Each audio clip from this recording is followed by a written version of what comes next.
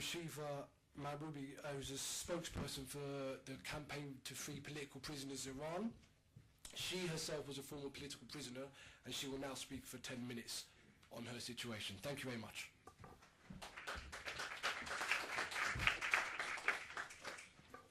Thanks, Arash. Of course, I'm not as tall as Arash, so I hope you can see me. First of all, thank you so much for being here to support political prisoners in Iran. I think that makes more sense, yes. Well, I was actually thinking how to start my speech. I was thinking, shall I talk about Behruz Javi Tehrani, the university student who got arrested 11 years ago in July 1999 for participating in the student uprising, and he's still in prison under torture and lots of pressure. Or shall I talk about Ali Reza Dawoodi, a student activist who was in prison and tortured so brutally and died in the age of 26, 3 months after he was released from prison. Or maybe I should talk about Majid Tawakkoli, another student activist who is still in prison since last year just because he was practicing his freedom of expression. And then I thought maybe, or I should talk about my cellmate, Latifa, 18 years old girl, who actually died right in front of my eyes.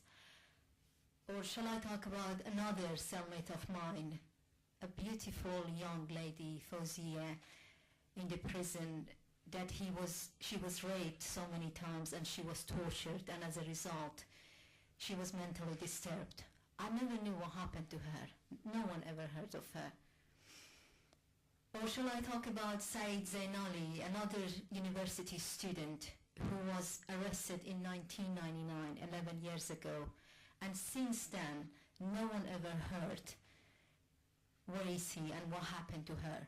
And when I think about Saeed, it's actually my mind and also my heart goes to his mom, Akram Zainali, who is in prison right now, who was arrested just recently, a few months ago.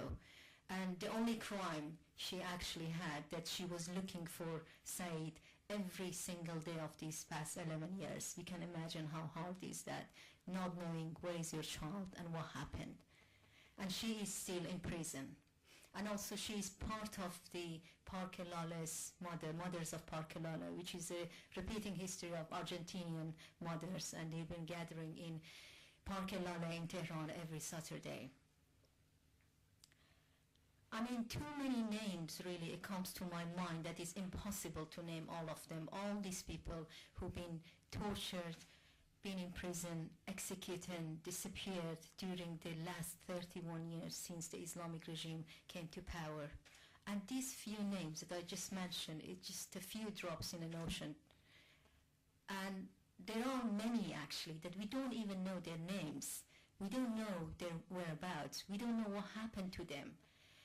They never have had a chance to say what happened to them. They didn't have a chance to be here and talk to you and say what happened to them, how they tortured them, how they raped them. And when you think about this, it's quite overwhelming actually. When you think about all these names, all these stories, too many names, too many stories of torture and rape. And it's quite overwhelming. And you're asking yourself actually, what to do regarding that one. But the amazing thing about it is still, despite all this pressure, still the political prisoners inside prison, they're trying any sort of opportunity to get their message across, to send their messages to letters to the international bodies, to send it to people, to go on hunger strike, to say what happened to them. Behruz Javi Tehrani is one example. They've been sending letters to show the treatment in the prison and what happened to them. Another thing that is, I find it quite amazing in Iran, despite all the dictatorship and torture, is the families of political prisoners. People like Akram Zainali and so many other mothers.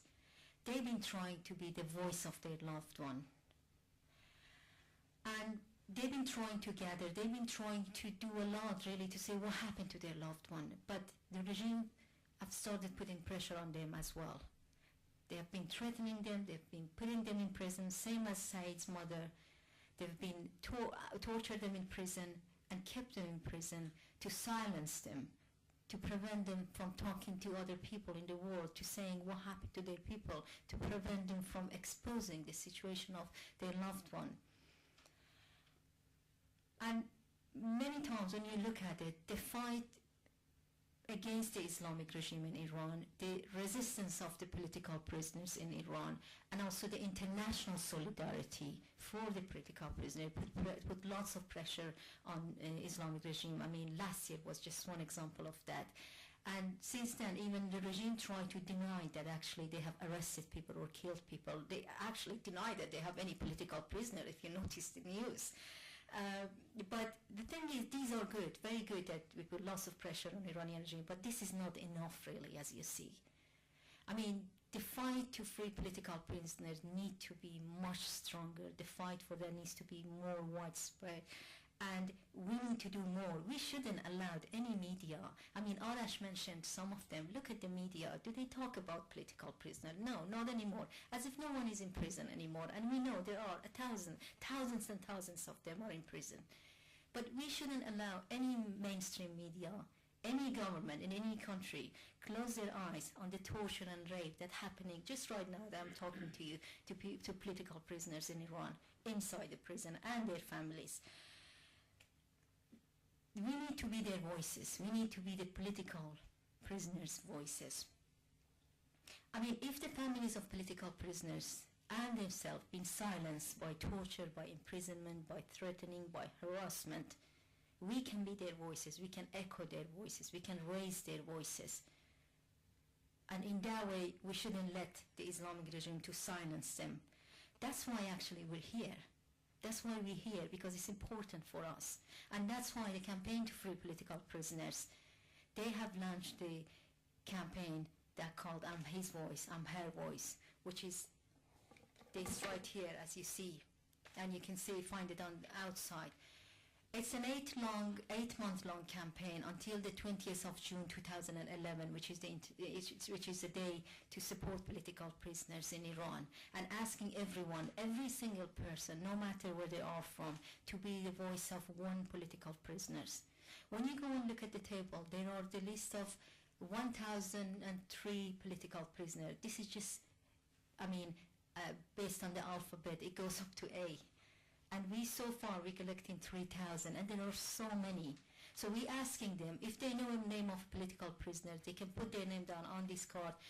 And if they don't know, they just say, we're the voice of political prisoner, and we all need to be their voices. The only way to keep this going, to keep the momentum going, to campaign all the time, and to be the voice of political prisoners in every single event, in every way possible we can. Thank you.